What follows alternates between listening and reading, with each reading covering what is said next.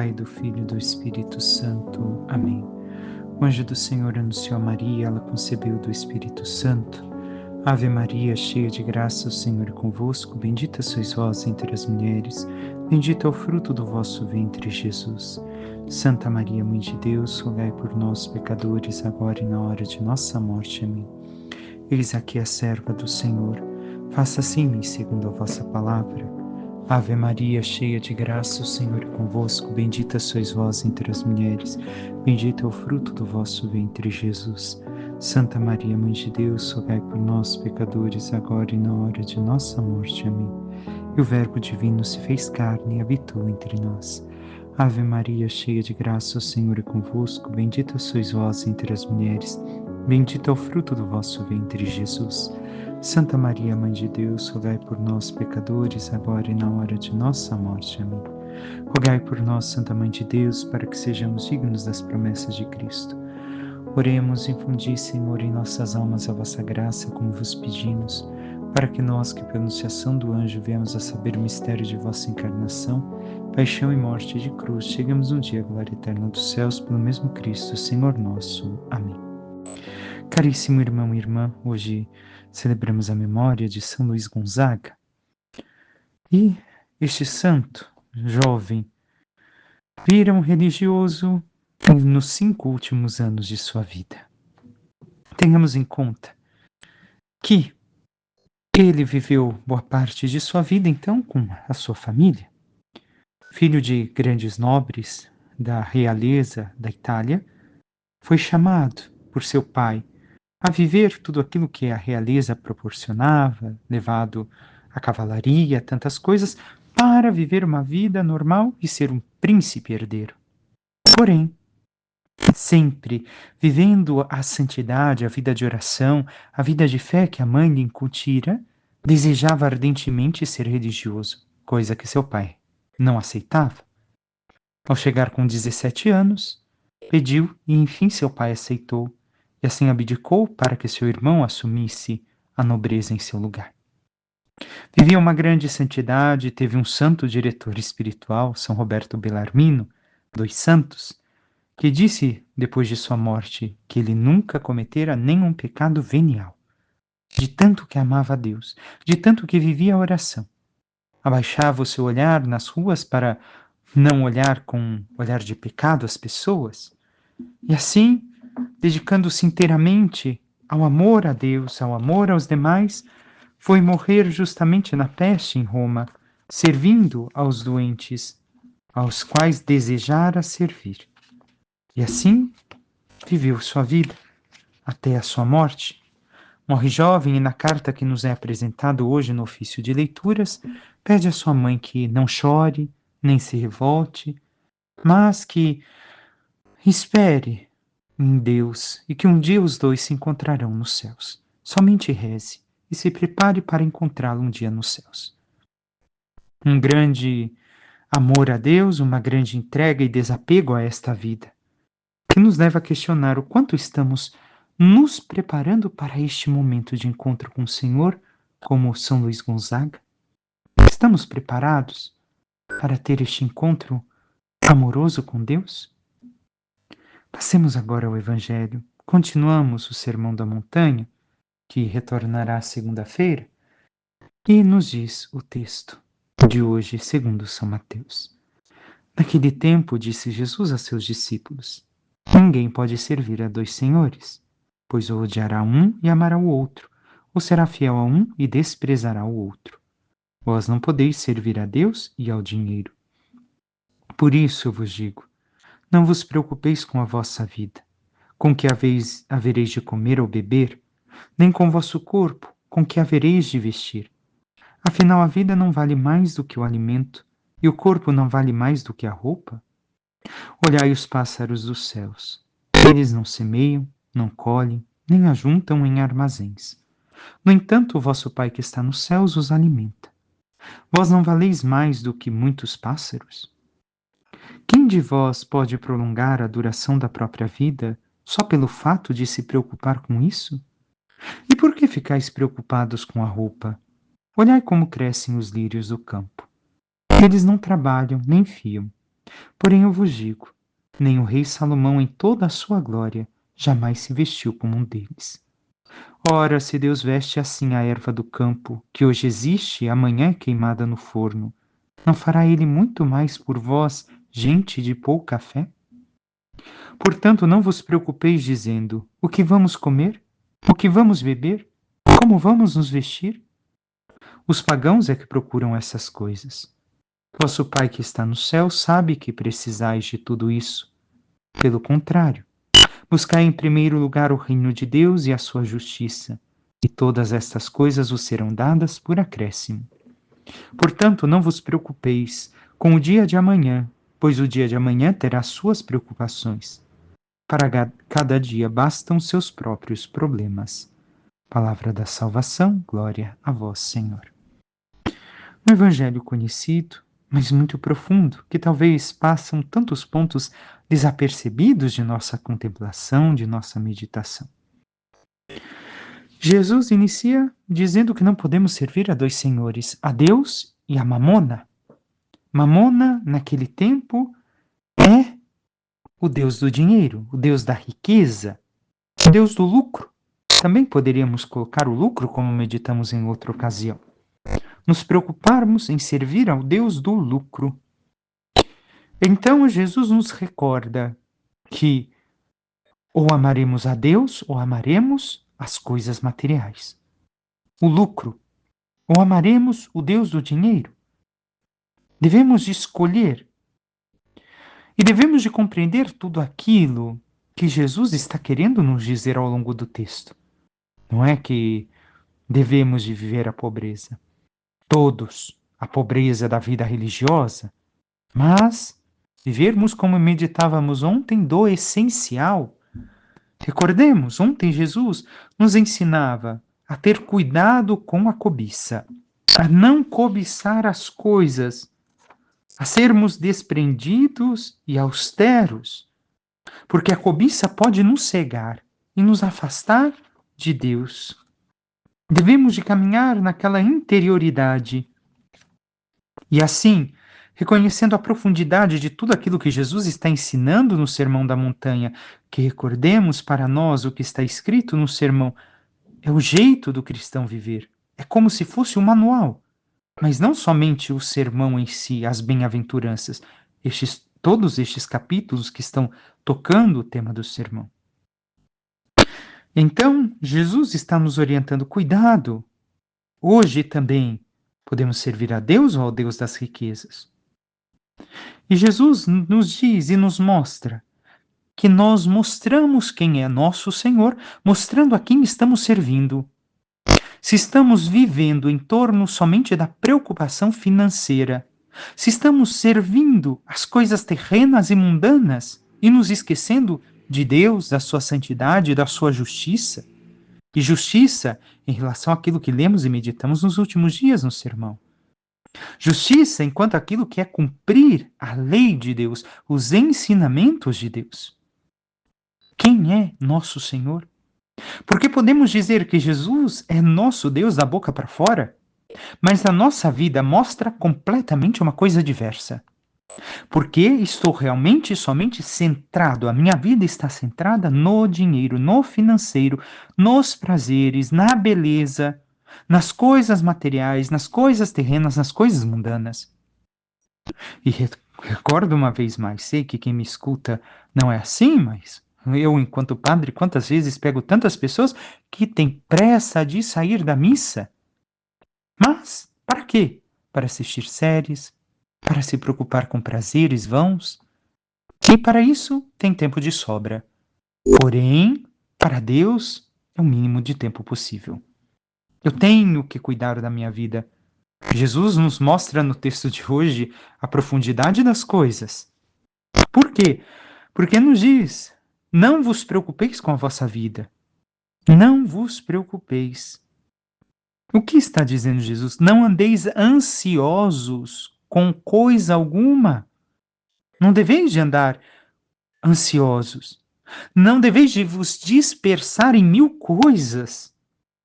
Mas devemos de colocar a alma, manter a nossa alma coesa nas coisas de Deus, nas coisas eternas. Ai, Padre, mas nós precisamos das coisas para viver? Sim, precisamos, devemos de trabalhar, devemos de conquistar, mas isso não deve de ser o centro da nossa preocupação. O centro da nossa vida, Jesus está nos mostrando aqui, é Deus. Deve de ser Ele. As coisas demais são acessórias. Deus é o centro. Eu me preocupo com Ele, em amá-lo, em servi-lo, em estar na Sua presença, em contemplá-lo, em viver a santidade. É isso que eu busco. Se eu busco isso, tudo mais, como diz Jesus em outra passagem, nos será dado por acréscimo. E devemos de ver que se andamos ansiosos, dispersos em todas essas coisas, o que vou vestir, qual roupa vestir, eu quero a melhor, eu quero isso, eu quero aquilo, eu quero comer, eu preciso de dinheiro para comprar tal coisa para comer. Nós devemos de compreender aqui aquilo que diz Jesus. Afinal, não vale, a vida não vale mais do que o alimento e o corpo não vale mais do que a roupa? Parece que hoje não temos mais isso em vista. Do que adianta eu me matar de trabalhar em excesso, não aquilo que é justo e digno, aquilo que me pede o trabalho, mas eu quero o máximo de lucro possível e por isso eu me mato de trabalhar. Acabo com a minha saúde. Adiantou de alguma coisa? Eu destruí a minha saúde. Ou me mato de trabalhar para comprar as roupas e ter as joias para vestir em um corpo doente. Do que adiantou tudo isso? Eu me dispersei em tudo, eu fragilizei, eu adoeci. Serviu de alguma coisa? É isso que Jesus nos orienta. A vida não é maior do que o alimento? O corpo não vale mais do que a roupa? O quanto eu tenho cuidado do essencial e não do acessório? Porque muitas vezes, em especial nos nossos tempos, nós nos preocupamos com as coisas acessórias e secundárias e não com aquilo que é o essencial, com aquilo que devemos de cuidar de melhor. E temos cuidado da nossa vida, do nosso corpo, da saúde, ou nos preocupados somente em conquistar as coisas para o corpo, para o estômago e no final não aproveitamos nada porque estamos fragilizados fisicamente e espiritualmente? Diz Jesus, ainda quer indicar para nós que não valeis, nos recorda, nos compara com os pássaros do céu e com as plantas também e com o lírio do campo. Vós não valeis mais do que os pássaros? Vós não valeis mais do que as ervas? Nos diz Jesus. E ao dizer isso, quero expressar o quê? Que nós olhemos a natureza, olhemos os pássaros, olhemos as plantas, as flores, e vejamos que Deus fez algo com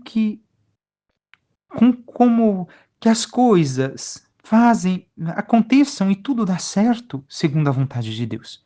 Por isso devemos de estar centrados em Deus e ter o essencial como preocupação maior de nossa vida. O viver em Deus, o viver a sua santidade, a sua justiça, seus ensinamentos, é ali que devemos de nos preocupar em viver. Por quê? Porque Deus fará com que tudo caminhe para que dê certo também na nossa vida, como os pássaros e como os lírios. Se nós nos preocuparmos em excesso com tudo isso, a nossa vida não vai ser prolongada. Porque nós não podemos ampliar a nossa vida porque preocupamos com tudo isso. Ao contrário, quanto mais nos preocupamos, mais isso tira a nossa vida, não a prolonga. Encerra Jesus dizendo mais adiante: vosso Pai que está no céu sabe que precisais de tudo isso. Então, se fazemos o por onde, trabalhamos e nos preocupamos em agradar a Deus, em amá-lo, em servi-lo, em estar na sua presença, Ele nos ajudará que tudo transcorra bem. Mas, disse ainda o Senhor, buscai em primeiro lugar o reino de Deus e a sua justiça, e todas estas coisas vos serão dadas por acréscimo. Reino de Deus? O que é o reino de Deus? estar na presença de Deus, o realizar a sua vontade, a justiça é isso? Praticar, conhecer em profundidade, viver a interioridade que estamos meditando nos últimos dias. E todo o resto nos será dado por acréscimo, se confiamos em Deus. Portanto, não tenhais ansiedade com o dia de amanhã, pois o dia de amanhã terá, em uma outra tradução, cada dia bastam os seus, não problemas, mas o seu mal. A cada dia basta o seu mal. Então devemos de ver. O problema é que muitas vezes estamos preocupados tanto com as coisas que vão acontecer e não vivemos o dia de hoje na presença de Deus, compreendendo os desígnios, a vontade de Deus para nós. Não entramos em oração, não estamos compreendendo o que Ele quer nos falar, nos indicar, nos mover, ao ponto de que muitas vezes nós rezamos, pedimos graças, estamos atravessando os momentos difíceis e rezamos uma novena atrás da outra, uma coisa atrás da outra, e essas graças morrem. Por quê? Por que essa graça não chega? Porque nós ficamos tão ansiosos, queremos ajudar Deus a fazer acontecer a coisa, que nós acabamos fazendo como se tirássemos a semente a todo momento para olhar se a semente brotou ou não. E o que acaba acontecendo é que a semente morre e não brota. Não surge o fruto. Temos vivido assim, irmão e irmã, nesta ansiedade, e não nos abandonado nas mãos de Deus e buscado aquilo que o Senhor Deus nos oferece? O Salmo nos diz: provai e vede quão suave é o Senhor. Nós temos visto realmente quão suave é o Senhor para conosco? E diz o Salmo adiante: meus filhos, vinde agora e escutai-me, vou ensinar-vos o temor do Senhor Deus. Qual homem que não ama sua vida procurando ser feliz todos os dias? A nossa felicidade está no temor do Senhor, no amor verdadeiro a Ele, no vivermos o que Ele nos ensina. Por fim, na primeira leitura, continuamos com a carta de São Paulo aos Coríntios. Irmãos, será que é preciso gloriar-me? Na verdade, não convém. No entanto, passarei a falar das visões e revelações do Senhor. Conheço um homem unido a Cristo, que há 14 anos foi arrebatado até o terceiro céu. Se ele foi arrebatado com o corpo ou sem o corpo, eu não sei, só Deus sabe. Sei que esse homem, se com o corpo ou sem o corpo, não sei, Deus o sabe, foi arrebatado ao paraíso e lá ouviu palavras inefáveis que nenhum homem consegue pronunciar. Quanto a esse homem, eu me gloriarei, mas, quanto a mim mesmo, eu não me gloriarei, a não ser das minhas fraquezas. No entanto, se eu quisesse gloriar-me, não seria insensato, pois só diria a verdade. Mas evito gloriar-me, para que ninguém faça de mim uma ideia superior àquilo que vê em mim ou que ouve de mim.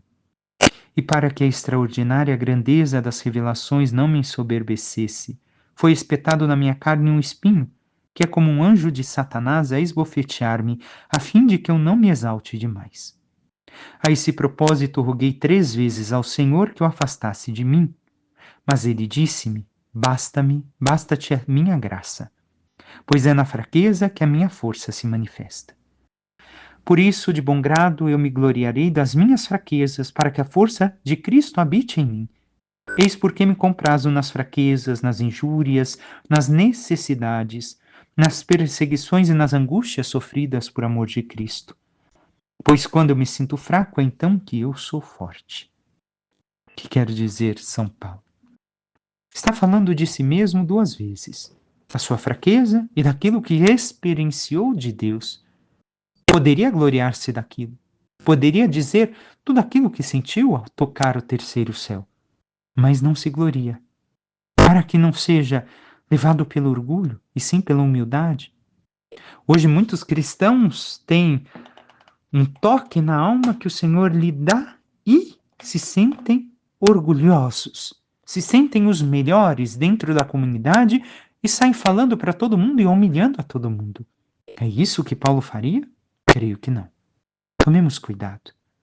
Devemos de nos gloriar da fraqueza, por quê? Da nossa debilidade como São Paulo.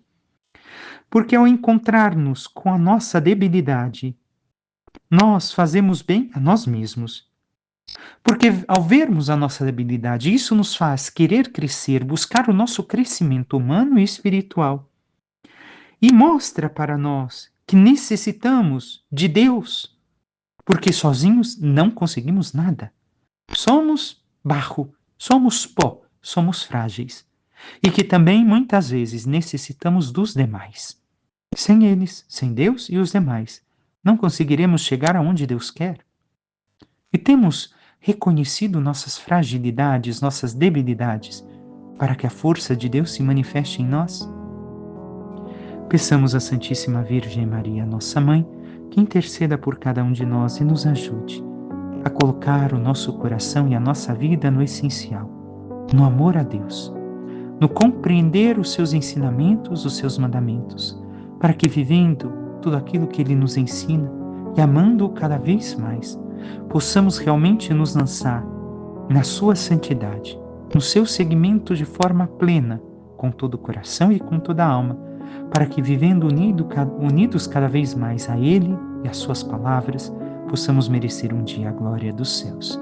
Louvado seja nosso Senhor Jesus Cristo, para que sempre seja louvado. Por intercessão da Santíssima Virgem Maria, de todos os santos e anjos de Deus, desça sobre vós, vossas famílias e tudo o que vos pertence, a bênção do Deus Todo-Poderoso, que é Pai, Filho e Espírito Santo. Amém. Um santo e abençoado dia a todos.